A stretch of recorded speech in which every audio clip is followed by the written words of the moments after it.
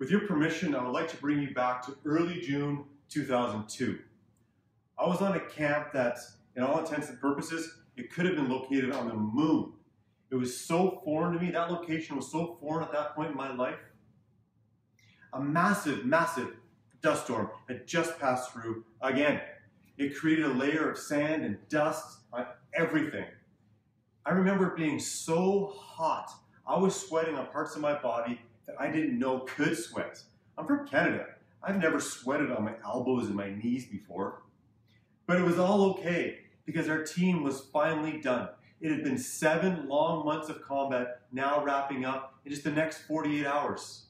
There were so many close calls and so many lessons learned in blood and sweat, and we knew that the world would never, never be the same again.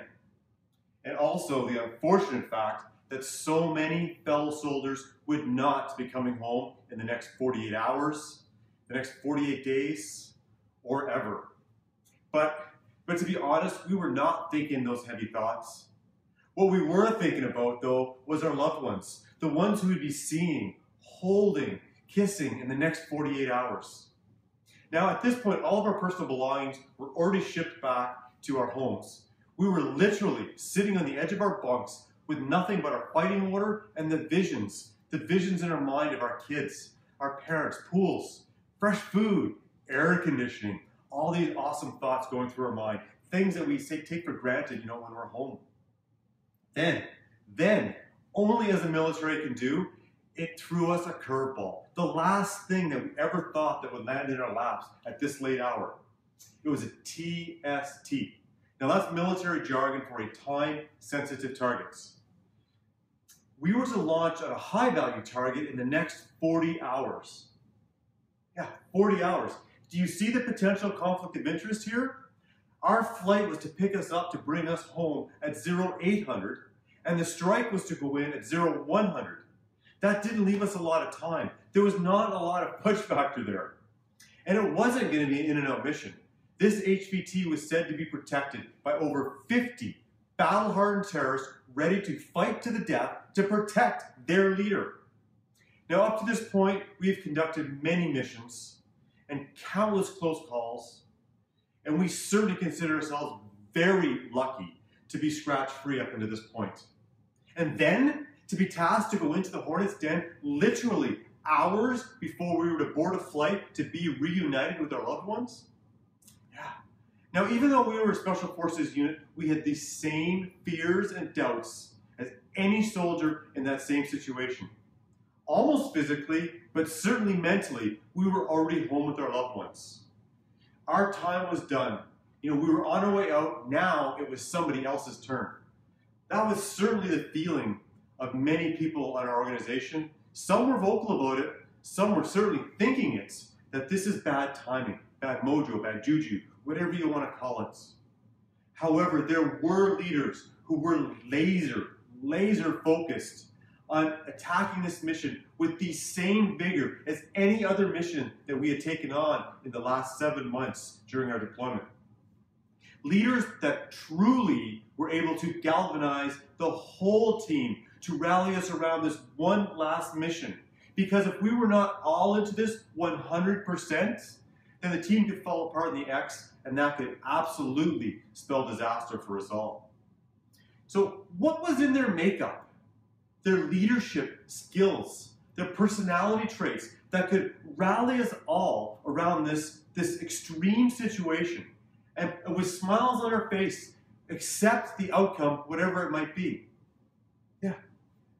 These men had traits that I needed to model to help me with my personal leadership journey. So as leaders in business and just in life, wouldn't you like to know what character traits would allow great military leaders to lead men and women into battle with smiles on their faces, with the determination and the will to survive, but the realization that they just might not? Wouldn't you like to know only 4 simple traits? 4 simple traits. How would you like to know how these same traits could translate into success as an entrepreneur, as a business leader, or better yet, just as a beautiful human being? Let me tell you about my favorite infomercial, the 6-minute abs. You know what? It's been outdone. It's been outdone by the 4-minute abs. And you know why the 4-minute abs is better than the 6-minute abs? That's because we lead very busy lives. Busy lives, and we're surrounded by infobesity. So I believe we need to boil it down to the core, the basics, so that we can easily incorporate them into our lives and not just our business practices. Now, I don't know if this is only a military term, but it's an acronym we like to use. Keep it simple, stupid. Because when the fog of war hits and the bullets start to fly, nobody remembers a complex plan. What they remember are their core tasks. Now, after 20 years of service to my country in the military, I decided, well, actually, 20 years of service and 12 years deployed. There's almost 12 years of those 20 I was deployed. I decided, though, that I would not define myself as a soldier for the rest of my life, but that I would take the leadership lessons learned, forged in battle, and I would apply them vigorously to building a legacy much bigger than just my military exploits. Now, that was all great rhetoric, but how? How was I to do this? In the beginning of my journey, I was overwhelmed because at that point in my life, I was defined as a soldier, and I certainly thought that's all I knew. That's what I thought. I needed to break through the mental dogma. So I thought back to those last 48 hours so many years ago in Afghanistan, and I reflected. And upon reflection, I realized that I have modeled those traits, those core traits that I had seen so many years ago. And that I was, or I am now, the leader that I had seen so many years ago. But how? How would I lead in the business world?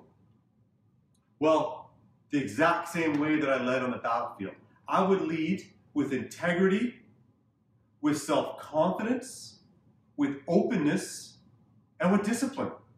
These are what I call my core four. My core four. So let's look a little closer at some concrete examples of how the core four have positioned me to have had a very successful 20-year career in the military, to have partnered in opening a multi-million-dollar business in the traditional economy, and to have had success in the new economy, positioned to lead a $1 million team. And more than any of those accolades, a wonderful, full life full of friends and family who I care deeply for, and to have had so many amazing, amazing adventures. Integrity. There is nothing that will get you shot faster on the battlefield than the lack of integrity. And I'm not talking about being shot by the enemy. When you say you have someone's back, you'd better. When you screw up, you'd better admit it, because you will be found out. In the business world, I found there is nothing that will build trust faster than integrity. It is such a rare commodity that when you are true to your word, trustful, and you hold yourself to a high moral standard, you will stand out. And what's so beautiful is that this is a trait that you can practice in life. It is not just reserved for the boardroom or the battlefield. Self-confidence. Now, I'd like to quote a famous figure that you might recognize. I am what I am, and that's all I am. Now, if you don't recognize the figure who I'm quoting, it's Popeye. Popeye the Sailor Man. He had it right all those years ago. Through chance, life, environment, genetics, nurturing, we are who we are. Now, I'm certainly not advocating that we cannot grow for the better and develop. But before we do, we need to look in the mirror and we need to say, I am good enough. I am in the right place and at the right time all the time. Imagine a platoon leader saying to his men, okay, man, you guys are ready. You're ready to do this mission. You've got this. But me, I'm not confident enough in myself to lead, so you guys just go have a good one, right? No, of course not. And the same thing goes for the boardroom. I find that in both these situations, in both of these, I find for myself, if I doubt myself, I just have to believe that I have what it takes. And if I fail, I will fail forward, and I will learn, and I will come back stronger. But we must not cross the line of arrogance. A great leader certainly expects to succeed, but will do the work to be ready physically and mentally. An arrogant leader will assume that they will succeed and without learning the necessary skills. And if fails, will just simply blame others. We are not all born with self-confidence oozing from our pores. We need to build it. We need to build it one small victory at a time. Or, as Amy Cuddy says, just fake it until you become it. And to have those victories, we must go out there and try new things. We must be open to new thoughts, open to new experiences, open to new cultures. In the military, openness is actually indoctrinated into us at a very early stage, specifically in planning. When given a mission, it is usually given to a group, but one man is ultimately responsible for the plan. Now, a poor leader would plan in isolation and think that he knows it all due to his seniority, his rank, his experiences, but the reality is he absolutely cannot know it all. The problems are just too complex.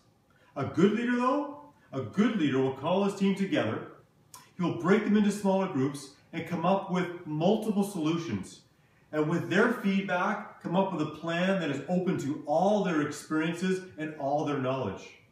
And that is exactly how a group of peers and I were able to build a multi-million-dollar business and incorporating products from New Zealand and Bulgaria. And we had it up and running in the first year with a $1.3 million revenue in the first year. So none of us were businessmen per se. No. But we were 10 powerful minds, and each of us were willing and open to each other's experiences. And as we combined them all, we brought it together. Now, discipline, self-discipline. Discipline. Without this one trait, I believe the rest would all fall apart.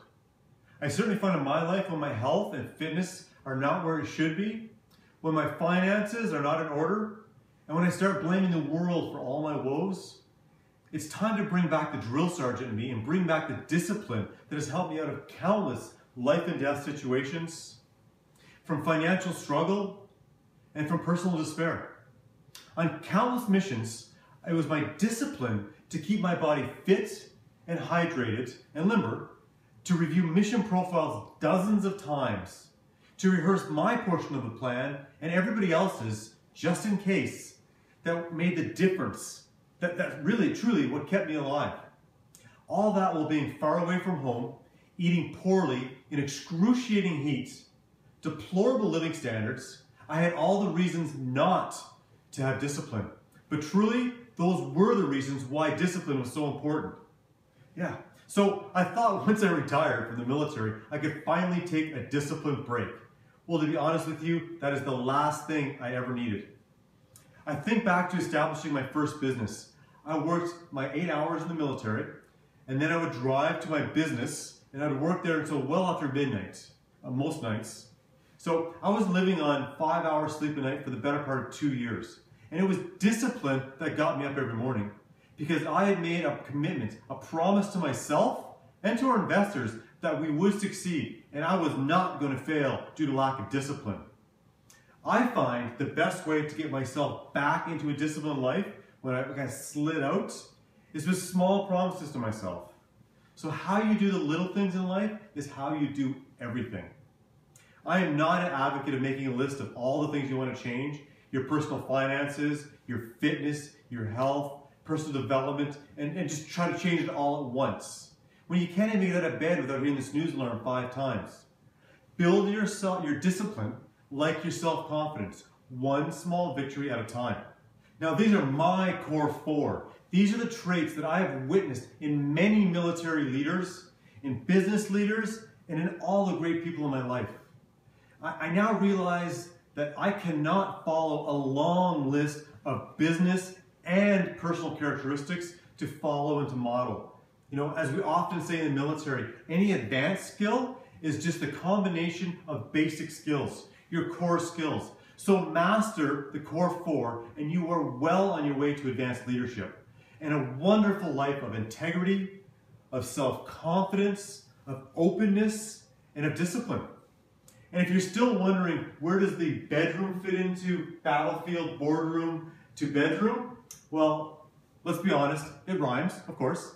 But more than that, I want to reiterate that the core 4 are not only applied to the battlefield and the boardroom, but they apply to life. To be a great leader, I believe, is to be a great human being. And when I go to bed each night, and I've lived each day to the fullest, and I only have a few minutes to review my day, I ensure that my actions were with integrity and openness, and that I carried myself with self-confidence and discipline. Those are my core 4. Thank you so much.